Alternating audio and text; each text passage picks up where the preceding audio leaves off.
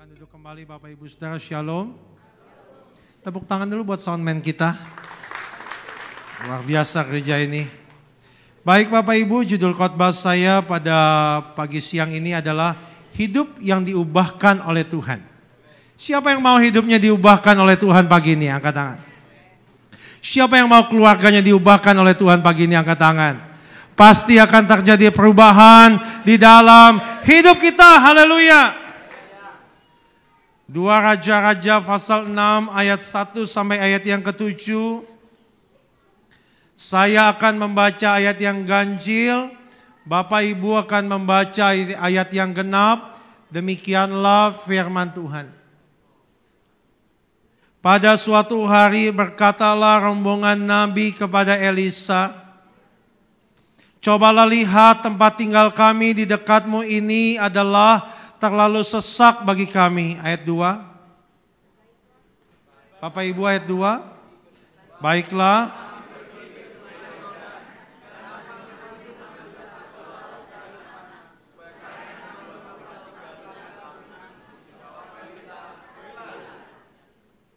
Lalu berkatalah seorang, silahkan ikutlah dengan hamba-hambamu ini. Jawabnya, baik, aku akan ikut. Ayat 4.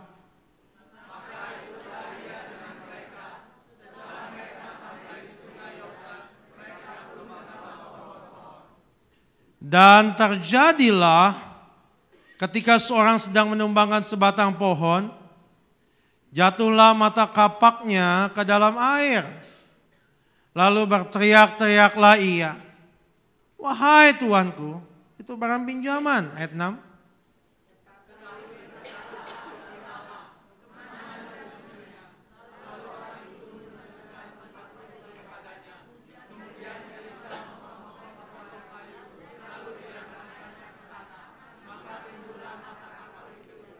Lalu katanya, ambillah.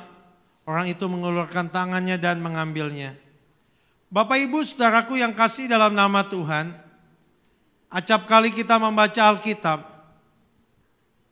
pasti kita menemukan kisah-kisah dari tokoh-tokoh yang ada dalam Alkitab.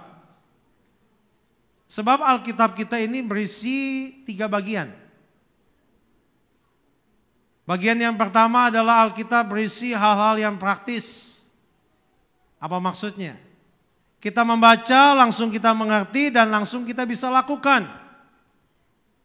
Alkitab bagian yang kedua berisi hal-hal theological dan philosophical. Ada hal-hal yang mesti kita gali. Ada hal-hal yang mesti kita pelajari.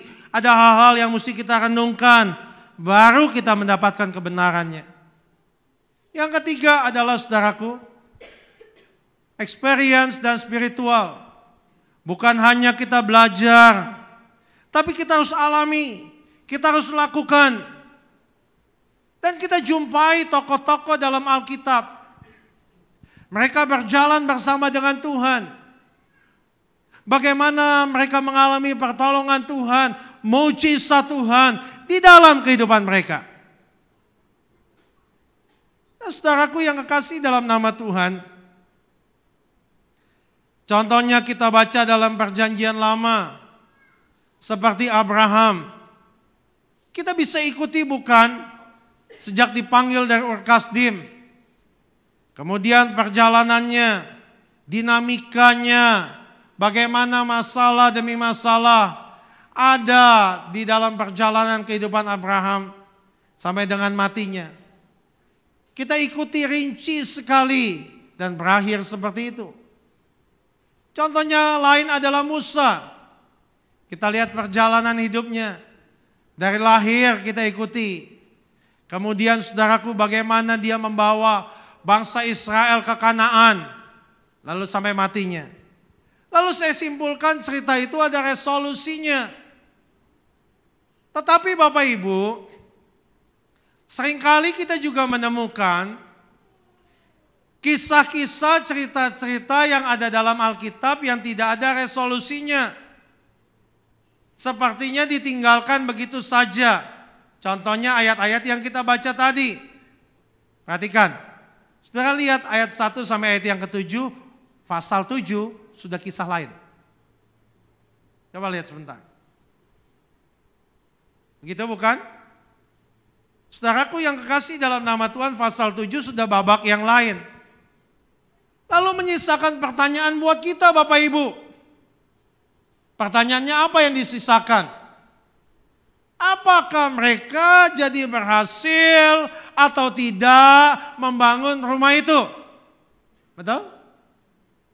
Coba lihat akhirnya, nggak ada kan? Apakah mereka jadi berhasil atau tidak membangun rumah itu? Kenapa disisakan pertanyaan? Kenapa demikian? Jawabannya, kita disisakan pertanyaan untuk kita pikirkan Bapak Ibu. Mengapa kita harus pikirkan? Saya ulangi lagi. Mengapa kita harus pikirkan? Sebab ada satu pesan yang kuat yang tersembunyi di dalamnya. Saudaraku yang kekasih dalam nama Tuhan, pesan ini adalah pesan yang kuat berisi demikian. Apakah mereka berhasil atau tidak membangun rumah itu? Terserah kita yang berpikir mencari rahasianya. Kita ingin hidup kita diubahkan oleh Tuhan. Amin. Kita ingin keluarga kita diubahkan oleh Tuhan. Bagaimana hidup kita bisa diubahkan oleh Tuhan? Khotbah saya sambungan dari Kamis yang lalu. Saya katakan hidup yang diubahkan oleh Tuhan. Keluarga yang diubahkan oleh Tuhan. Sebab bulan ini adalah bulan keluarga. Pekerjaan yang diubahkan oleh Tuhan adalah apa? Hidup yang diubahkan oleh Tuhan. Ketika kita menyadari ada potensi ilahi dalam hidup kita. Saya ulangi lagi. Apabila hidup kita mau diubahkan oleh Tuhan, sadarilah ada potensi ilahi dalam hidup Bapak Ibu. Apabila engkau menyadari ada potensi ilahi dalam hidup Bapak Ibu, yakinlah pohon-pohon yang ada di depan kita dapat kita tumbangkan dalam nama Yesus. Mengapa kadangkala kita nggak dapat menumbangkan pohon-pohon yang ada di depan kita? Bukankah dalam perjalanan menuju sukses ada hambatan, ada rintangan, ada tantangan yang ada di depan kita? Yesus pun seringkali mengalami hambatan, rintangan, dan tantangan. Mengapa kita tidak dapat menebang pohon-pohon? Sehingga kita disebut umat Tuhan yang kalah, pecundang, nggak mampu menghadapi masa depan. Mengapa kita demikian? Jawabannya adalah kita nggak sadar ada potensi ilahi dalam hidup kita. Saya kemukakan potensi ilahi apa yang Tuhan taruh dalam hidup kita. Yang pertama adalah kekuatannya. Kalau saudara mau dapat lebih jelas, bisa lihat website gereja kita. Sebab saya tidak akan mengulang. Potensi ilahi apa yang Tuhan taruh dalam hidup kita? Yang pertama adalah kekuatannya. Sama-sama katakan kekuatannya. Kita butuh kekuatan Tuhan untuk menumbangkan pohon-pohon yang ada di depan kita. Pakai kekuatan kita nggak mampu kita menumbangkan pohon-pohon yang ada di depan kita. Yang kedua, potensi ilahi yang Tuhan taruh dalam hidup kita adalah apa? Hikmatnya. Potensi ilahi yang Tuhan taruh dalam hidup kita adalah hikmatnya. Yang ketiga, potensi ilahi yang Tuhan taruh dalam hidup kita adalah apa? Firman-Nya. Sama-sama katakan firman-Nya. Yang keempat adalah janjinya. Kalau engkau sadar ada potensi ilahi dalam hidup Bapak Ibu Saudara, ada kekuatannya, ada hikmatnya, ada firman-Nya, ada janjinya, yakinlah pohon-pohon yang di depan Bapak Ibu Saudaraku dapat engkau tebang.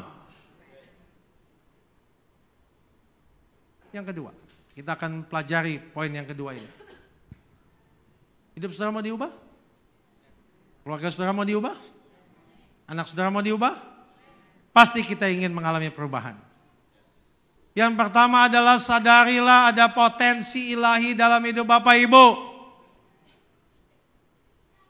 Yang kedua, kita lihat ayat yang kelima.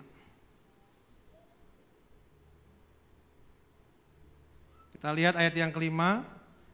Baca sama-sama 1, 2, dan 3. Ayat yang kelima. 2 Raja-Raja 6 ayat yang kelima. 1, 2, dan 3. Dan terjadilah ketika seorang sedang menumbangkan sebatang pohon, jatuhlah mata kapaknya ke dalam air. Lalu berteriak-teriaklah ia, apa? Wahai Tuanku. Itu barang apa? Pinjaman. Bapak Ibu saudaraku yang kekasih dalam nama Tuhan, itu poin yang pertama. Mata kapak itu dalam bahasa aslinya adalah barzel, yang mempunyai arti potensi ilahi. Jadi kalau engkau mau mengalami perubahan, sadarilah ada potensi ilahi, jangan sampai jatuh. Mata kapak dalam bahasa aslinya barzel, ya kan? Jangan sampai hilang. Oleh sebab itu engkau mesti ke gereja, mesti ikut doa malam. Barzel itu. Yang kedua, ayat 6. Bagaimana kita bisa mengalami perubahan hidup? Dari ayat 6 kita bisa gali 3 poin. Saya usahakan selesai pada siang ini. Bagaimana kita bisa mengalami perubahan dalam hidup kita? Yang kedua, hidup kita akan berubah apabila yang pertama sadari ada potensi ilahi. Yang kedua, hidup kita akan berubah apabila kita menjadi manusia ilahi. Sama-sama katakan manusia ilahi. Bapak Ibu coba lihat. Dalam ayat 1-5 dan ayat 6 apa bedanya? Saya kasih waktu 3,5 jam. Ya belum makan pendeta. 1 menit lihat. Apa bedanya ayat 1-5 dengan ayat yang ke-6? Bedanya demikian. Dalam ayat 1-5, ada yang sudah dapat apa bedanya? Dalam ayat 1-5, Elisa hanya dipanggil nama. Betul nggak? Coba lihat handphone saudara, iPad saudara, gadget saudara. Dari ayat 1-5, Elisa dipanggil nama. Tapi dalam ayat yang ke-6, Elisa dipanggil apa? Tetapi berkatalah apa? Abdi Allah. Kita mau dapat ada pesan apa di balik ini? Hidup yang berubah. Ketika kita menjadi manusia ilahi. Dalam bahasa Inggrisnya dikatakan man of God. Bukan abdi Allah, betul? Dalam King James-nya bisa tampilkan dikatakan apa? Man of God. Saudaraku yang kekasih dalam nama Tuhan, orang yang mempunyai potensi ilahi ialah manusia ilahi. Dikatakan itu barang pinjaman. Saudaraku yang kekasih dalam nama Tuhan, apa ciri-cirinya manusia ilahi itu? Kita akan kupas lebih dalam lagi. Apa ciri-cirinya manusia ilahi itu? Ciri-ciri manusia ilahi ialah manusia yang menang terhadap dosa. Manusia yang menang menghadapi tantangan. Apa ciri-cirinya manusia ilahi itu? Roma 8:37. Roma 8 ayat 37. Kita baca sama-sama. 1, 2, dan 3. Tetapi dalam semuanya itu, stop dulu. Di dalam apa di luar? Di dalam. Berarti Tuhan gak pernah menolak masalah. Tuhan gak pernah menolak penyakit. Yang dilakukan adalah apa? Tuhan angkat kita, Tuhan buat mujizat, dan Tuhan nyatakan kemuliaannya. Amin, tepuk tangan bagi Allah kita yang dahsyat. Tetapi dalam semuanya itu. Kita mulai kupas ayat ini.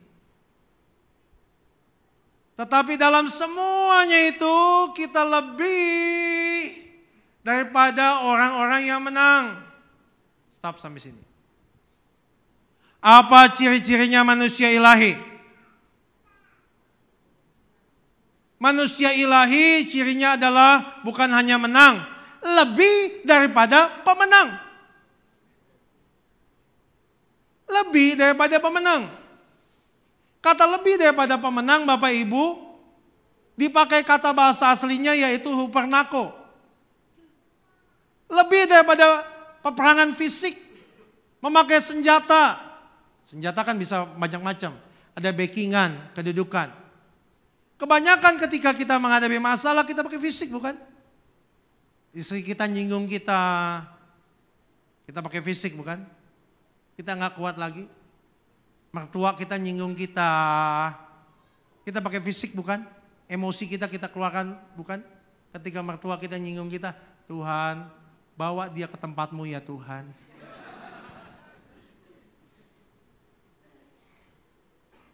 Hupernako di sini saudaraku yang kasih dalam nama Tuhan lebih daripada saudaraku kedagingan. Jadi apa artinya? Lebih daripada pemenang. Lebih daripada pemenang di sini Bapak Ibu adalah bicara tentang mentalitas kerajaan. Di tengah-tengah orang korupsi, di tengah-tengah orang menghalalkan segala cara, di tengah-tengah orang berbuat yang tidak baik, di tengah-tengah orang selingkuh, kita tetap setia. Itulah mentalitas. Dan sebelum saya kupas lebih dalam, kita perlu tahu dulu keadaan umat Tuhan di jemaat Roma pada waktu itu. Pada waktu itu jemaat di kota Roma ada dalam kondisi mengerikan. Ada banyak tantangan, ada banyak aniaya, ada banyak hambatan, intimidasi. Berapa banyak umat Tuhan yang dijadikan makanan singa, yang masuk dalam penggorengan, contohnya Yohanes. Mereka ada dalam masalah, mereka ada dalam penindasan. Siapa yang memimpin Roma pada waktu itu? Kaisar Nero. Oleh sebab itu, mereka pada mengatakan, kalau kamu punya anak jangan kasih nama Nero. Tapi kalau kamu punya anjing boleh kasih nama Nero. Sebab Nero segalak anjing. Berani anjing galak-galak masuk Manado, masuk meja langsung. Iya kan? Saudaraku yang kasih dalam nama Tuhan, kekristenan dianiaya luar biasa. Oleh sebab itu mereka mengatakan, tetapi dalam semuanya itu lebih daripada pemenang. Mengapa ada ayat ini? Kita mulai kupas. Mengapa ada ayat ini? Ayat 37 ada, pasti ada ayat 35. Betul? Ya iyalah ada ayat 37 dan ayat 35 kan? Lihat ayat 35-nya. Mengapa ada ayat 37 ini? Ayat 35-nya kita lihat. Boleh baca sama-sama? 1, 2, dan 3.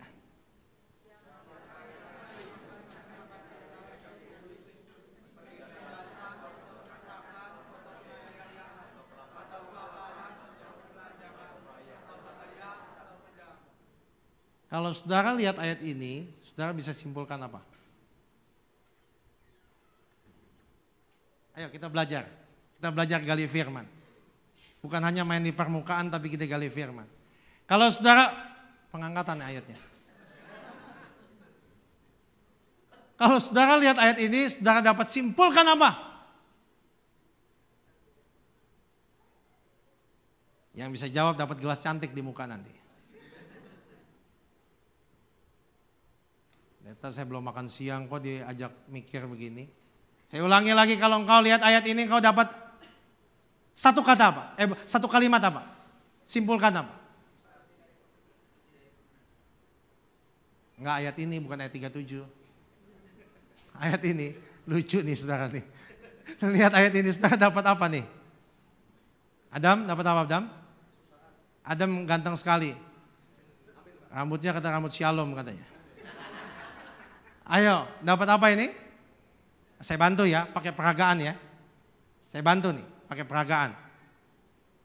Lihat saya, sambil kita baca, pelan-pelan. Siapakah yang akan memisahkan kita dari kasih Kristus?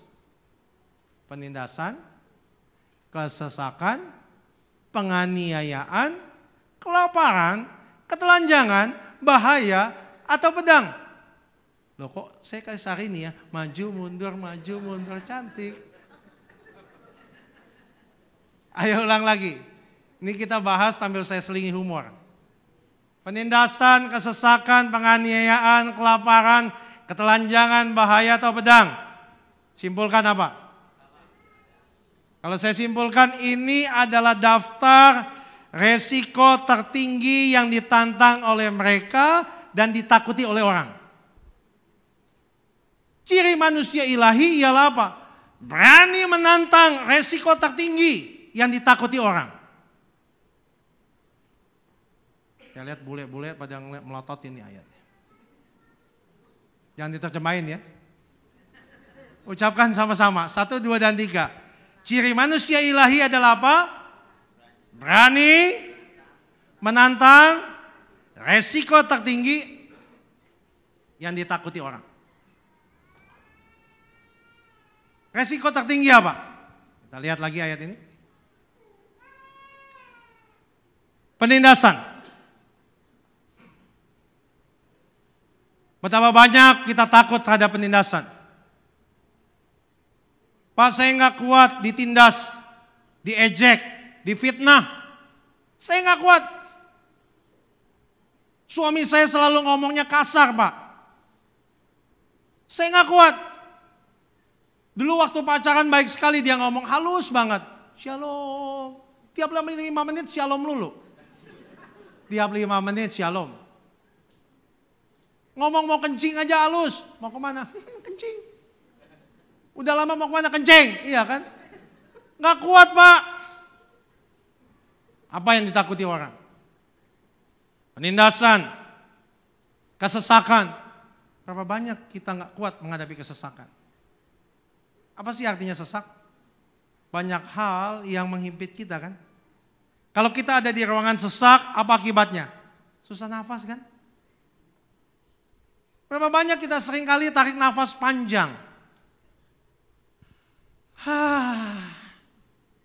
Capek dah. Gosip dah di pabrik. Ngomongin pendeta dah. Hati-hati.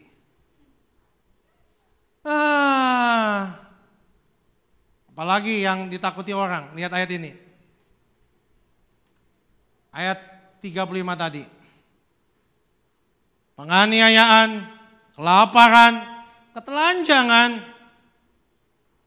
Berapa banyak kita takut akan kelaparan? Lapar di sini adalah spirit menghalalkan segala cara. Berapa banyak kita takut ketelanjangan? Kita takut telanjang. Sehingga menutupi jasmani kita dengan hal-hal duniawi. Kacamata branded. Gigi sampai mereknya Louis Vuitton. Sehingga abang becak kaget lihat, wih LV men giginya. Takut terhadap ketelanjangan. Saudaraku yang kekasih dalam nama Tuhan, kita pelajari. Mengapa mereka bisa memiliki mentalitas pemenang? Berani menantang apa yang dihindari orang. 2 penyebabnya kita akan pelajari saat ini. Yang pertama, saudara mau menjadi manusia ilahi? Mau menjadi man of God?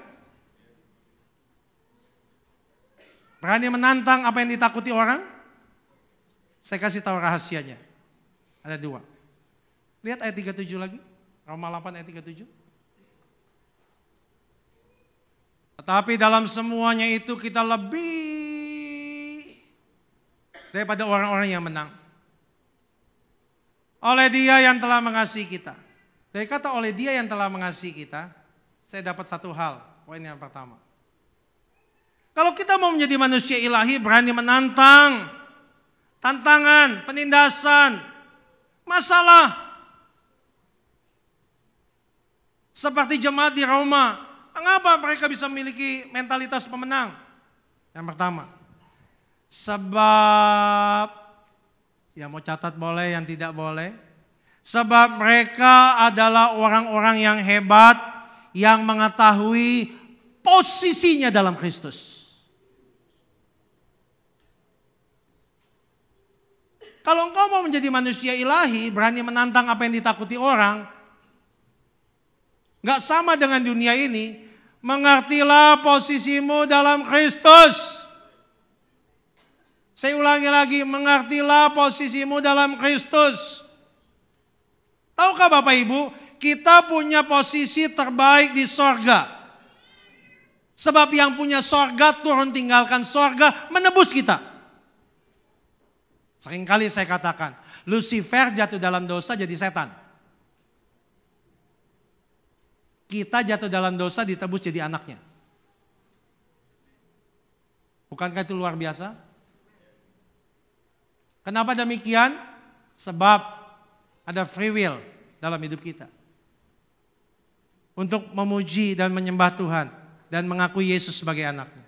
Sebagai Tuhan dalam hidup kita. Saudaraku yang kekasih dalam nama Tuhan. Sadarilah kita punya posisi terbaik di sorga. Kita lanjut. Apa posisi kita? Efesus 1 ayat 3. Efesus 1 ayat 3. Lihat sama-sama Efesus 1 ayat yang ketiga. Boleh baca sama-sama Bapak Ibu? 1, 2, dan 3. Terpujilah Allah dan Bapa Tuhan kita yang dalam Kristus telah mengaruniakan kepada kita apa? Segala berkat rohani. Untuk dapat ini mesti tahu dulu. Posisi kita dalam Kristus adalah apa? Adalah orang-orang pilihan. Sama-sama katakan saya adalah orang-orang pilihan. Jangan stop. Anda engkau mengerti. Belum semua. 1, 2, dan 3. Semua kata. Belum kencang. Ayo kasih semangat saya. 1, 2, dan 3. Kita adalah orang-orang yang terbaik. Posisi kita dalam Kristus adalah orang-orang pilihan. Belum kencang. Kita adalah orang-orang pilihan. Apa definisi orang pilihan?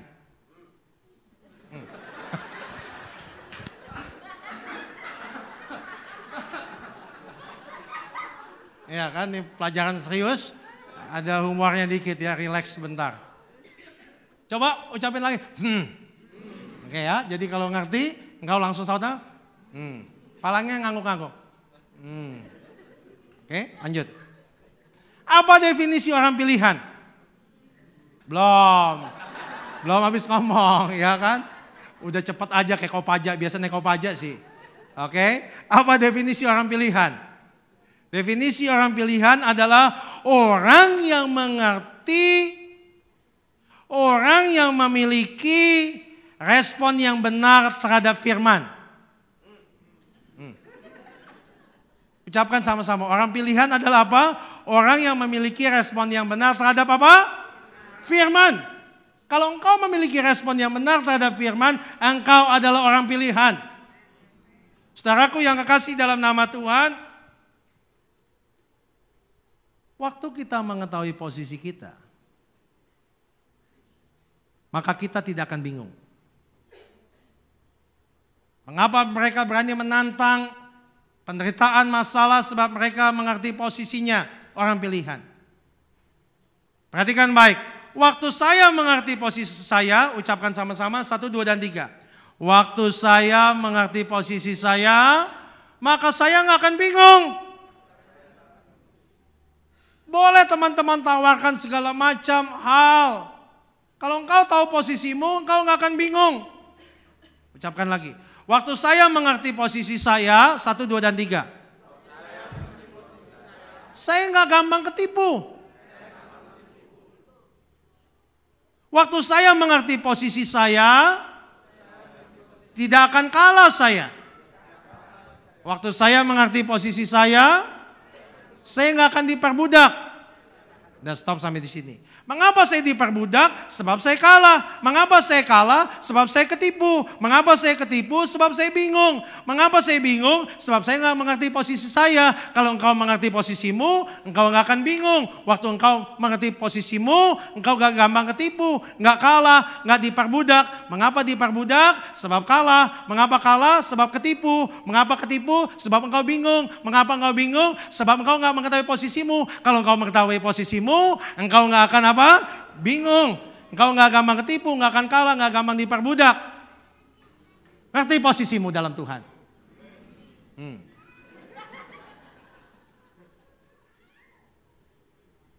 Saudaraku yang kekasih dalam nama Tuhan. Kalau engkau mengerti posisimu, engkau nggak akan rebutan dalam pelayanan. Kalau engkau mengerti posisimu, engkau akan setia kepada pasanganmu. Saudaraku yang kasih dalam nama Tuhan, apa berkatnya kalau kita orang pilihan Tuhan? Lihat Efesus 1 tadi. Segala berkat rohani di dalam surga. Sudah lihat ayat 3 sampai ayat 14, ada banyak kata di dalam. Di dalam.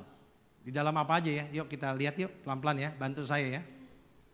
Dalam ayat yang ketiga ada di dalam Kristus, betul? Ayat 4 ada enggak? Enggak ya? Ada ayat 5. Di dalam kasih. Setuju? Dalam Kristus, dalam kasih. Lanjut. Ayat 8. Dalam Kristus, dalam kasih. Yang ketiga. Dalam segala hikmat. Dan dalam apa? Yang keempat? Pengertian. Bagaimana kita bisa mendapat berkat rohani yang di dalam surga itu? Saya waktu sekolah minggu saya pernah mikir loh saudara. Tuhan kok orang minta kepada engkau? Bagaimana ya Tuhan kasihnya ya? Mereka minta rumah Tuhan, minta rumah. Apakah Tuhan lempar rumah dari surga? Pernah nggak saudara mikir demikian? Mereka minta mobil, apakah Tuhan lempar mobil dari surga? Ternyata saya baru ketemu jawabannya. Tuhan kasih yang kita inginkan dalam bentuk. Sebelum saya katakan, sebab Tuhan tidak memberikan bahan jadi tapi bahan mentah. Ucapkan sama-sama. Tuhan tidak memberikan bahan jadi tapi bahan apa? Yang ngerti katakan, Apa yang Tuhan kasih? Dalam ayat ini katakan apa? Segala hikmat dan pengertian. Bukankah banyak yang mengatakan demikian, kalau saya ngerti, kalau saya tahu jalannya saya akan sukses? Jadi mengertilah posisimu dalam Tuhan. Saya lagi khotbah di satu tempat. Ada seorang bapak datang pada saya. Pak, kok hidup saya begini-gini aja ya? Susah melulu ya. Saya katakan kok orang hebat. Kok orang hebat? Katakan samping kanan kiri, kok orang hebat? Kok saya susah terus ya Pak? Saya nggak bisa bayar kontrakan. Untuk makan susah. Doakan saya Pak. Sebelum doakan, saya sudah siapkan uang, saya mau kasih dia. Pak, saya tidak mau uang. Saya hanya mau didoakan. Wih, keren banget. Doakan. Bapak dalam nama Yesus sama berdoa, dia sebut namanya. Joni Om, untuk Joni. Berkati dia Tuhan, amin. 2 bulan, 3 bulan kemudian dia minta doa lagi. Nggak ketemu-temu. Ketemu lagi hampir setahun. Om, yuk kita makan yuk. Di mana? Crystal Jet. Crystal Jet dia punya lobster bisa 1,8 juta. Itu lobster sama body-bodinya diem. Itu lobster sama body-bodinya diem. Gede banget. Saya punya planning, begitu dengan Crystal Jet, coba juga. Ayo deh, makanlah. Begitu sampai kaget banget. Wow, satu kampung dibawa. Mamanya, bukan mama lagi, mamanya. Dia punya sosonya, dia punya cihunya, dia punya keponakannya dibawa semua. Weh, satu meja panjang. Saya sampai kaget lihat tuh makanan. Wow. Wow, saya kayak penari Bali lihatnya. Wow. Wow. Wow. Setiap 2 orang ikan 1. Kita kan beda. 5-10 orang ikan 1. Sampai tuh ikan teriak, PKI aja gak sekejam lu tahu. Kita 5-10 orang ikan satu sampai tulang-tulangnya kita emut. Sampai bola matanya kita emut-emut tuh. Lu kejam banget kayaknya. Saya lihat, wow. Saya lihat minumannya, wow. Es jeruk, es kelapa muda, wow. Milkshake. Kadang-kala kan yang diajak makan, mesennya lebih sadis daripada yang ngajak makan. Yang ngajak makan, pesennya STI, yang diajak makan. Es jeruk, kelapa muda, wah. Saya hitung-hitung 3,5 juta nih. Dia pesen lagi. Saya hitung-hitung lagi 7 juta dah. Di tengah-tengah makan dia kasih amplop, Om ada berkat sedikit. Saya langsung mikir dong, 7 juta nih bayar. Amplop lagi. Kamu pegang, buat bayar kontrakan, bayar ini makanan semua. Nggak usah kasih saya. Iya kan? Jangan sampai lu ngasih 500.000, 7 juta gua keluar. Itu kan namanya mancing. Iya kan? Ini namanya nang neng kong. Iya kan? Ini dia. Jangan sampai lu kasih gopay 7 juta keluar. Kamu pegang, bayar ini semua. Oh enggak Om, saya baru dapat berkat dan menang tender. Wih, hampir 3M Om saya dapat. Begitu saya dengar 3M, sebelum dia berubah, saya ambil dulu amplopnya. Oh puji Tuhan. Lihat baik, orang yang mengerti posisinya dalam Kristus. Ada berkat rohani, hikmat, pengertian, dan diangkat oleh Tuhan. Amin. Mengertilah posisimu dalam Kristus. Yang kedua, mengapa mereka berani menantang? Ciri manusia ilahi adalah berani menantang. Ayo jemaat BMC. Bukan bajai merah colornya, bukan.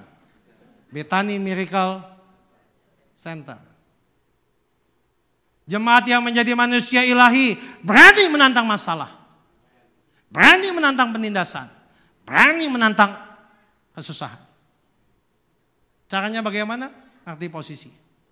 Yang kedua. Roma 8.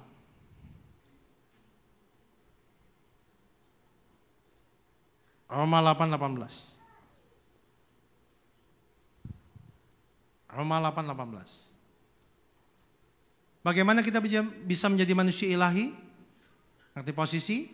Yang kedua. Boleh baca sama-sama? 1, 2, dan 3. Sebab aku yakin bahwa penderitaan apa? Zaman sekarang ini tidak dapat apa? Dibandingkan. Wow, hebat dia kok bisa ngomong begini ya. Sebab aku yakin bahwa penderitaan zaman sekarang ini tidak dapat dibandingkan dengan kemuliaan yang akan dinyatakan kepada kita. Yang kedua Bapak Ibu, kalau engkau mau berani menantang masalah, tantangan, itu ciri manusia ilahi. Bukan hanya mengerti posisi, tapi yang kedua adalah apa Bapak Ibu? Dari ayat ini saya simpulkan gini. Mengapa mereka berani menantang kesusahan? Sebab mereka mengalami perubahan hati yang radikal. Ucapkan sama-sama. Mereka mengalami apa? Perubahan hati yang radikal. Kalau saya, boleh katakan dengan hormat kita ucapkan 1, 2, dan 3. Kalau saya ingin berani menantang masalah, saya harus mengalami perubahan hati yang radikal. Yang arti katakan amin. Dan selanjutnya, Tolong tampilkan lagi. Mengalami perubahan hati yang radikal. Baca ayat ini. Kok nggak nyambung ya? Kau salah buat poin nih pendeta. Kau salah buat statement.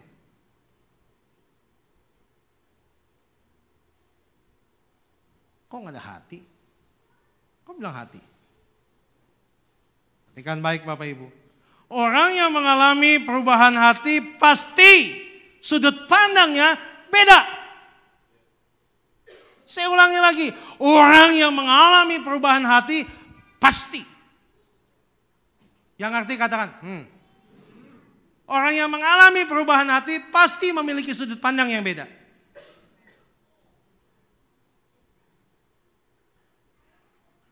Dua Korintus 4:18. Ini masih ada waktu, kita dalami lagi ya.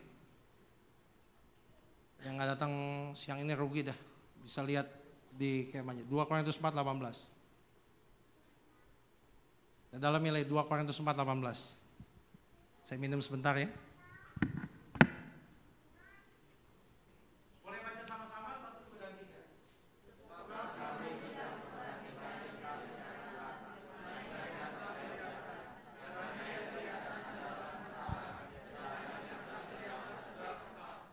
Mengapa bisa mengatakan demikian? Sebab ada perubahan hati. Kalau kita memiliki perubahan hati yang radikal, sudut pandang kita beda. Dan ini adalah tawaran dari sorga. Perhatikan, setiap tawaran itu mengandung manfaat. Betul? Ditawarkan kartu kredit, ditawarkan mobil.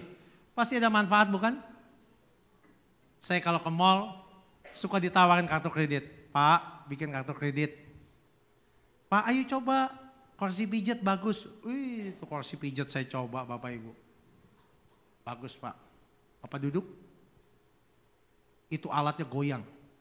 Bapak putar musik apa, irama apa, dia ikuti. Bossa Nova. Duk, cak, duk, duk, cak. Duk, cak, duk, duk, cak. Duk, cak, duk, duk, cak. Itu kan goyang dia. Duk, cak, duk, duk, cak. Duk, cak, duk, duk, cak. Oh, indah sekali. Wow, indah sekali. Wow, ada manfaatnya bukan Pak? Kan tawaran mengandung manfaat. Pegel-pegel, capek-capek hilang. Duk, cah, duk, duk, cah. Woi. Ayo Pak, beli Pak. Begitu ada kata beli, ini musik tetap main duk, cah, duk, duk, cah. Ayo Pak beli. Wow, begitu kata beli, hilang nikmatnya. Lalu timbullah di otak saya begini, bagaimana saya keluar dari tempat ini? Itu bukan, bagaimana saya bisa keluar dari tempat ini? Alasan klasik lalu muncul, tunggu, saya mau panggil istri saya. Itu kan, sebab istri adalah segalanya. Happy wife, happy life. Tunggu sebentar sambil duk cah duk duk cah duk cah duk duk cah duk cah duk duk cah. Ayo beli Pak. Tunggu saya panggil istri. Apa dia bilang? Jangan panggil Pak, kasih surprise buat dia. Oh, kamu bilang kasih surprise. Saya bisa dipancung kepala saya. Saudaraku yang kasih dalam nama Tuhan, bagaimana kita bisa memiliki sudut pandang yang beda? Hati berubah. Kita kembali lagi. Mengapa kita benci sama istri kita, sama suami kita? Mengapa kita lihat negatif selalu pasangan kita? Hatimu benci. Kalau engkau benci, negatif dia. Kalau engkau sayang, positif dia. Betul nggak? Ini kan bulan keluarga. Kalau engkau benci, hatimu tidak baik, negatif aja pasanganmu. Mau keluarga diubahkan oleh Tuhan, hatimu. Oleh sebab itu, bagaimana supaya semakin sayang dan keluarga kita seturut dengan firman Tuhan, pesan Tuhan kepada suami dan pesan Tuhan kepada istri harus kau lakukan. Apa sih? Lihat sebentar yuk. Berhubung ini bulan keluarga, kita singgung keluarga sebentar. 1 Petrus 3 ayat yang ke-7. 1 Petrus 3 ayat yang ke-7 kita lihat sama-sama. 1, 2, dan 3. Demikian juga kamu hai suami-suami, hiduplah bijaksana dengan istrimu sebagai kaum yang lebih lemah. Hormatilah mereka sebagai teman pewaris dari kasih karunia yaitu kehidupan. Supaya apa? Doamu jangan terhalang. Mengapa kita doa. Tuhan gak jawab. Kehidupan rumah tangga kita gak baik. Sebab itu ikuti dong dalam ayat ini katakan apa? Tanggung jawab suami kepada istri adalah hidup bijaksana, betul? Apa artinya bijaksana? Artinya bijaksana bagi engkau yang mau menikah, bagi engkau yang sudah menikah. Siapa yang mau menikah? Oke, angkat tangan. Siapa yang mau menikah tahun ini? Siapa yang mau menikah tahun depan? Siapa yang mau menikah tahun depan tapi nggak punya pasangan?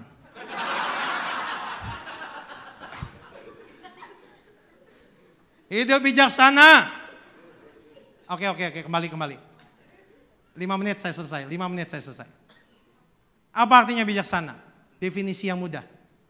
Definisi yang mudah bijaksana adalah ini. Memahami dan mengerti.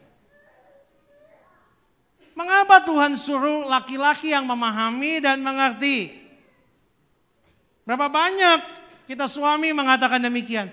Kamu tuh ya, kalau marah kan mulut udah maju, ya kan? Kayak bulldozer. Kamu tuh ya. Kamu udah jadi istriku berapa lama sih? Nggak ngerti-ngerti sama aku? Please deh. Kalau ada suami-suami gitu saya mau katakan please deh. Yang dituntut mengerti itu suami. Semua katakan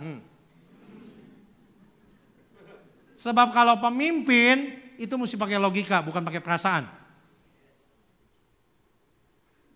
Mengapa rumah tangga banyak ribut? Sebab pemimpinnya seringkali pakai perasaan. Mudah kesinggung, sama-sama kata Saudaraku yang kekasih dalam nama Tuhan artinya adalah mengerti. Mengerti istri sendiri bukan istri teman. Yang kedua, apa yang harus kita mengerti? Kita harus mengerti dia kaum yang lebih lemah. Berapa banyak suami saya lihat, saya pernah lihat di satu mall. Istri bawa belanjaan kanan kiri, gemblok sana, gendong sini. Suaminya main bebe. Halo. Dia kaum yang lemah, mesti mengerti. Apa yang harus kita ngertiin? Bukan hanya kaum yang lebih lemah. Dia punya kekurangan. Semua katakan, bapak-bapak khususnya. Istri punya kekurangan. Yang selanjutnya adalah apa yang harus kita ngerti? Punya perbedaan. Satu suka makan pedas, satu nggak suka makan pedas. Apa yang harus kita mengertiin? Nah ini dia, kebutuhannya. Kasih waktu saya sebentar lagi, masih ada 3 menit. Apa kebutuhan istri? Suami, kamu mesti tahu. Kebutuhan istri adalah istri suka didengar.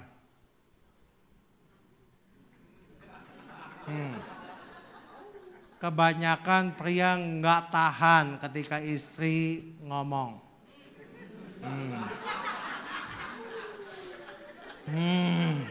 Bu Siardi masih ada waktu? Iya. Semua katakan yang memahami katakan. Kalau saya biarkan istri saya ngomong sampai dia landing sampai parkir.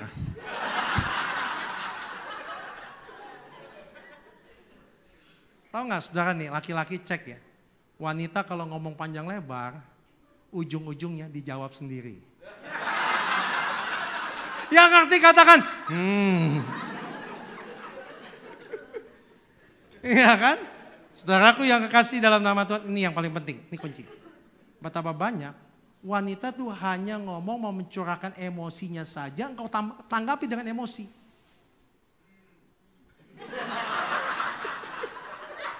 Ada waktunya wanita. Ini kan bulan keluarga, boleh diperpanjang Bu? Boleh? Rupanya asik ya ngomong keluarga ya.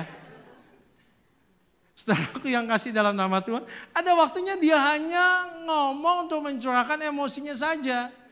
Pak, engkau memimpin pakai logika bukan perasaan. Ketika dia ngomong mencurahkan emosinya, engkau jangan tanggapi.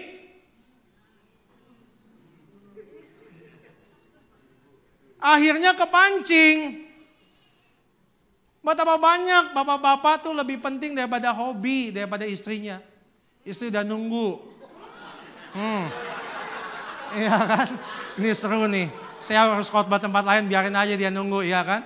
12:30 kita hajar, bleh. Iya kan? Saudaraku yang kasih dalam nama Tuhan. Istri udah nunggu depan rumah pengen dicium. Ngeloyor aja, ngiprit aja. Udah lama ya dengar kata ngiprit ya. Shoot ke dalam. Lihat burungnya yang ada 10.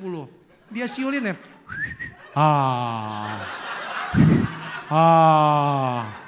Istrinya gak pernah dingin. Aku yang kasih dalam nama Tuhan. Udah cepat istri. Laki apa? Bijaksana. Istri tunduk. Kita gak tahu kan definisi tunduk. Ayo cepat-cepat. Definisi tunduk adalah ini. Kerelaan. Bu ucapin. Saya lihat bapak-bapak tadi nyatet. Kalau bapak-bapak nyatet untuk dipelajari. Saya pelajari. Kalau ibu-ibu nyatet untuk nyerang si bapak. Apa definisi tunduk? Haleluya, katakan haleluya. Belum semua, haleluya. Yang ngerti katakan, Apa artinya tunduk? Tunduk adalah kerelaan untuk dipimpin oleh suaminya sekalipun karakter kepemimpinan suaminya nggak kuat.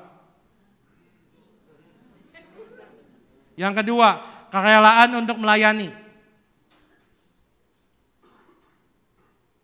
Jangan kau bosan layani suami, selalu ngoceh. Gua layani. Lu ambil sendiri, lu belum stroke kan? Ambil. Emang gua pembantu lu, jangan sampai keluar kata-kata itu. Ibu-ibu sekarang katakan. Yang ketiga, kerelaan untuk memberikan masukan bukan keputusan. Betapa banyak ibu-ibu yang memberikan keputusan bukan masukan. Masukan aja. Bapak-bapak yang putusin. Pak, meskipun gajimu 700.000, kamu hebat. Kamu putusin aja. Meskipun tinggal di Pondok Pinang, terasa di Pondok Indah. Apalagi kerelaan untuk bersyukur untuk karya suaminya. Betapa banyak ibu-ibu sungut-sungut. Lu bisa apa beda sama tetangga sebelah? Tau gitu gue kawin sama si Joni itu. Lu model buntelan kentut begitu. Aduh. Ayo bersyukur.